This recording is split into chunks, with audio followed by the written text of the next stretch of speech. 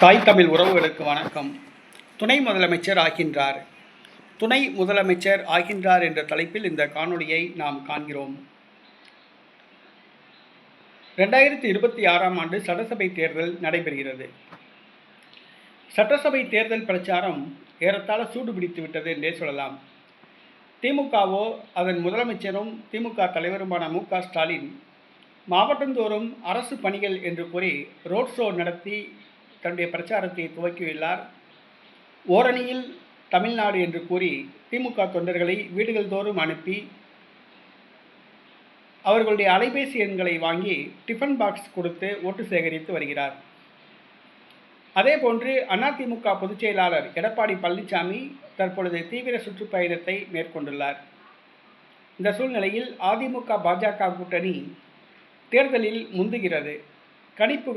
கருத்து கணிப்புகளில் அதிமுக கூட்டணியே முன்னணியில் உள்ளது. ஏறத்தாழ எடப்பாடி பழனிசாமி முதலமைச்சராவது உறுதி செய்யப்பட்டுள்ளது.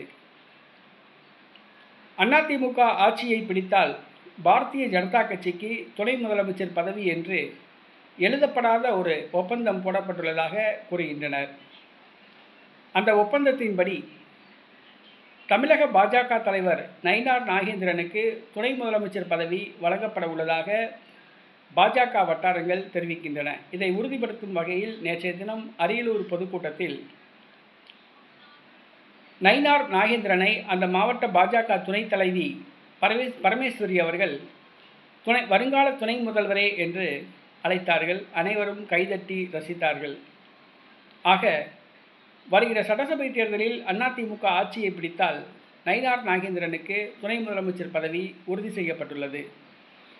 தென் மாவட்டத்தை சார்ந்த ஒருவர் துணை முதலமைச்சராகிறார். தென் மாவட்டத்தில் வளர்ச்சிப் பணிகள் மேற்கொள்ளப்படுமா அல்லது மீண்டும் தென் மாவட்டங்கள் புறக்கணிக்கப்படுமா என்பதை நாம் பொறுத்திருந்து பார்ப்போம்.